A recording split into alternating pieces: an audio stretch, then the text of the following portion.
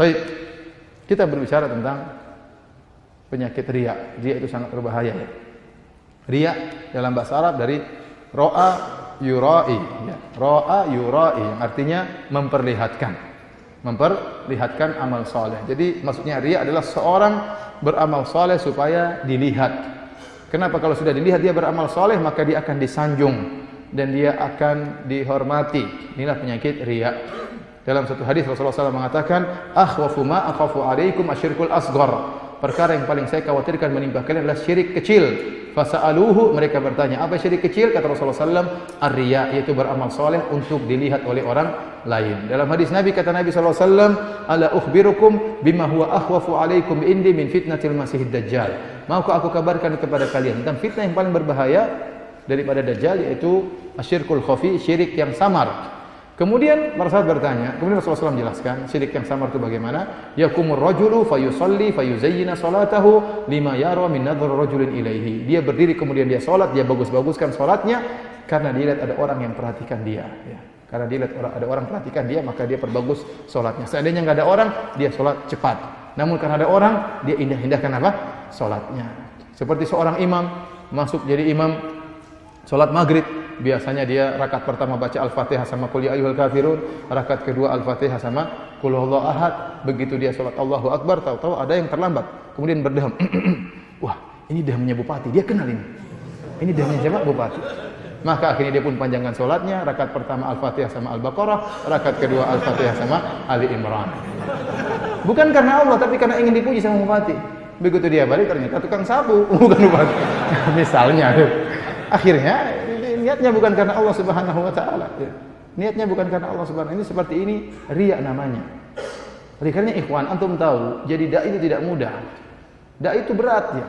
Dai dituntut untuk ceramah dengan baik, untuk memperindah ceramahnya, tapi tidak boleh cari pujian dari manusia ya. Tidak boleh cari pujian dari manusia. Oleh karenanya para hadirin Allah Subhanahu wa taala ya, seorang berusaha untuk ikhlas dalam segala hal dan menjauhkan dirinya dari penyakit riya. Itu riya, beramal soleh untuk dipuji, beramal soleh untuk dipuji, untuk dilihat kemudian dipuji. Nah, bagaimana kita bisa selamat dari riya?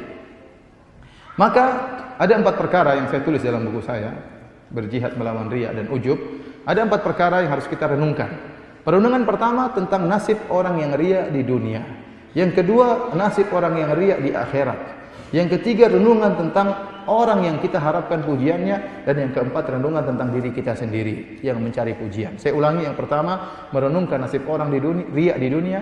Yang kedua, merenungkan nasib orang yang riya di akhirat. Yang ketiga, merenungkan nasib orang yang sedang kita cari pujiannya.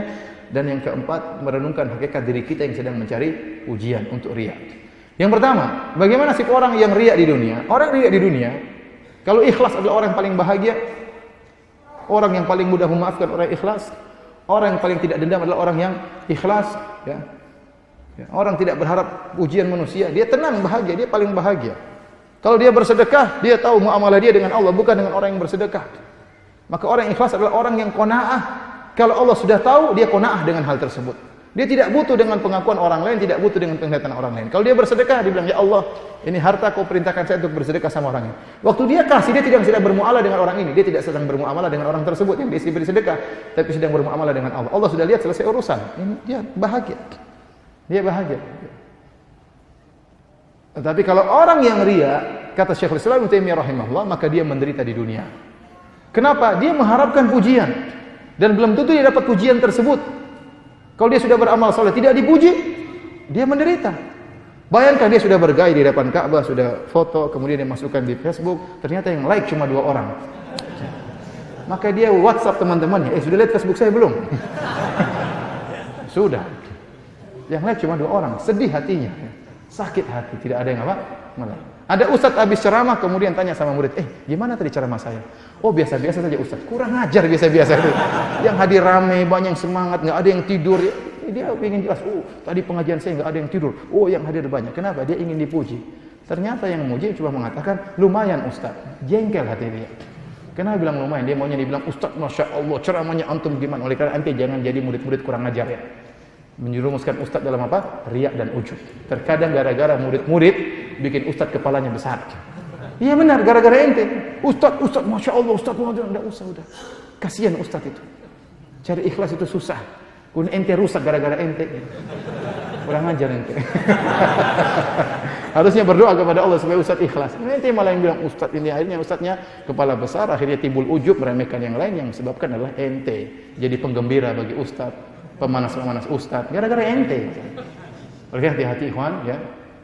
Kalau antum punya ustaz berjasa sama antum, doain dia.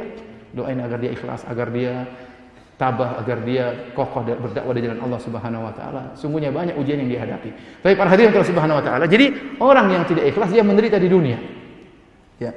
Kenapa? Karena dia mengharapkan pujian.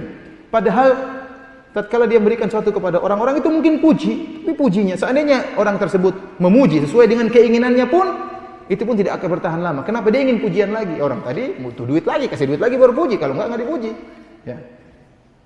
Karena dia akan menderita dari penderitaan satu kepada penderitaan yang lain. Tapi kalau dia ikhlas, mau dipuji enggak dipuji, mau disanjung enggak disanjung, enggak peduli. Ya, ini kehinaan atau nasib orang yang tidak ikhlas seperti itu. Antum bayangkan ada seorang ingin dia dinomorsatukan. Dia ingin nomor satukan. Ternyata tidak nomor satu, ada nomor satu yang lain. Dia jadilah nomor 3. Menderita dia, hasad, dengki, macam-macam dalam hatinya. Melihat orang lain lebih maju, dia sakit hati. Kenapa? Dia tidak ikhlas kepada Allah Subhanahu wa taala. Tapi kalau dia ikhlas, tenang aja, alhamdulillah, semuanya berdakwah, silakan alhamdulillah. Kalau enggak, dia sakit hati. Kenapa dia tidak ikhlas? Ada panitia pengajian tidak ikhlas juga setengah mati. Bikin panitia pengajian yang hadir cuma sedikit. Begitu masjid baru bikin panitia rame, waduh. Kurang ajar itu panitia sana. Akhi, biar rame, alhamdulillah semua rame. Mau di sini, mau di masjid mana, alhamdulillah, yang penting apa? Ngaji, ya. Maka kalau orang tidak ikhlas, hatinya selalu sakit, ya. Butuh pengakuan. Kalau tidak diakui, sakit hati. Baik. Ini nasib orang riya di dunia. Nasib orang riya di akhirat menderita. Di akhirat, ya Allah permalukan, ya. Allah masukkan dalam neraka jahanam seperti dalam hadis yang masyhur, 3 orang pertama kali disidang oleh Allah. Pertama rajulun ustushhid, orang yang mati syahid. Yang kedua ustadz, yang ketiga dermawan. 3 orang ini 3 orang hebat.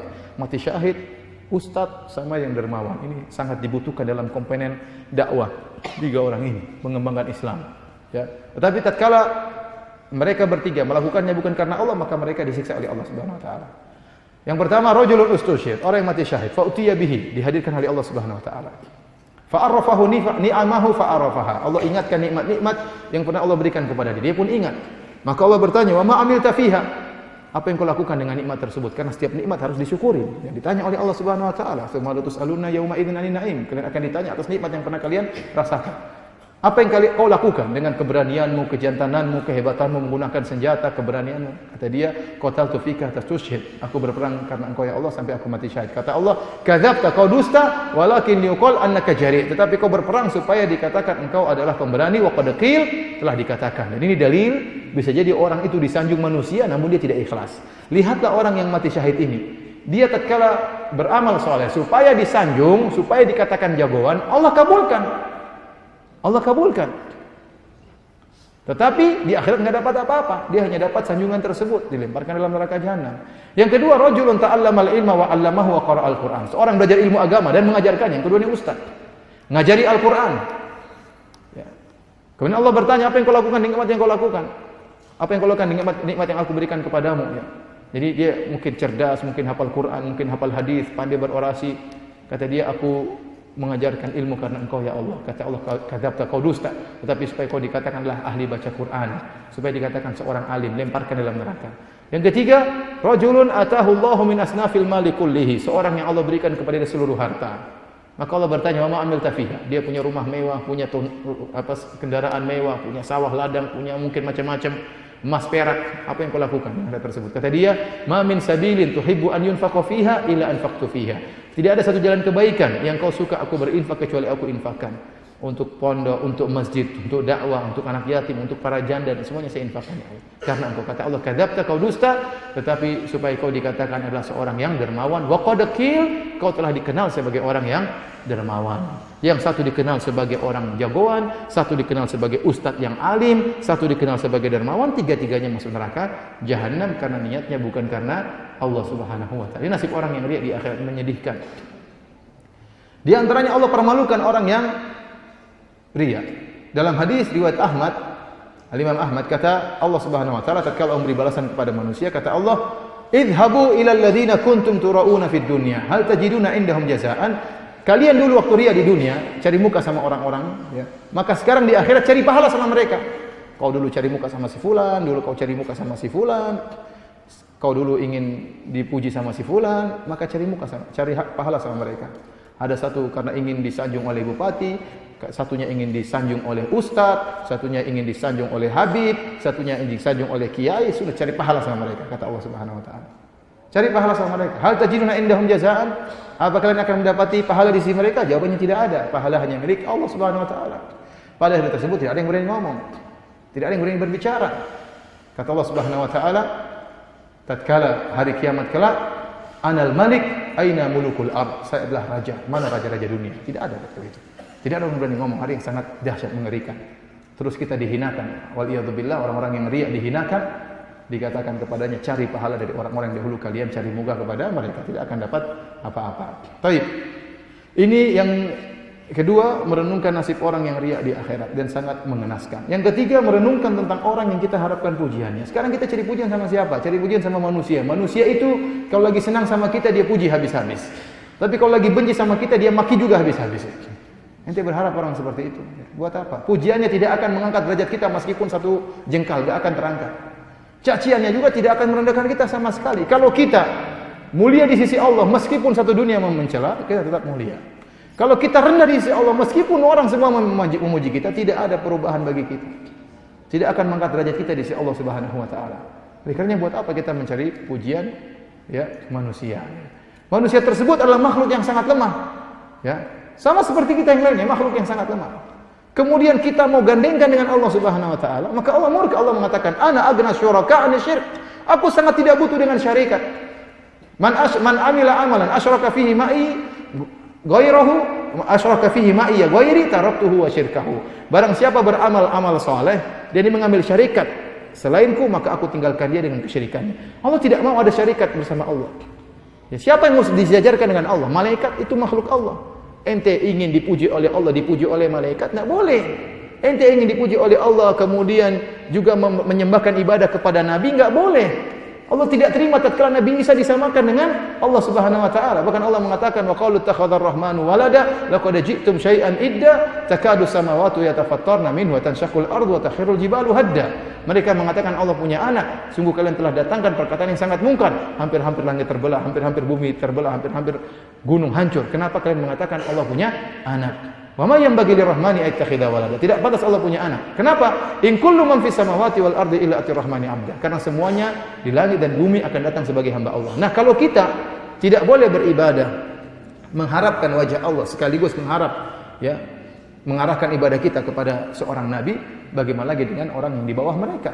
Hanya sekedar bupati, hanya sekedar pak ustadz, hanya sekedar kiai, hanya sekedar habib, hanya sekedar mereka itu manusia biasa. Kalau mereka meninggal tidak dikuburkan, ya, kiai, ustadz, akan menimbulkan bau yang tidak enak. Ya. Itu yang kita harapkan. Rugi kalau kita sujud kemudian diletakkan jidat kita di tanah hanya sekedar ingin dipuji oleh manusia. Pujiannya tidak akan mendatangkan apa-apa. Oleh karenanya tatkala kita renungkan, orang yang kita harapkan hanya manusia yang penuh dengan kekurangan, yang juga melakukan maksiat. Terus kita berharap pujian dari mereka, buat apa? Yang terakhir kita merenungkan tentang diri kita sendiri, ya.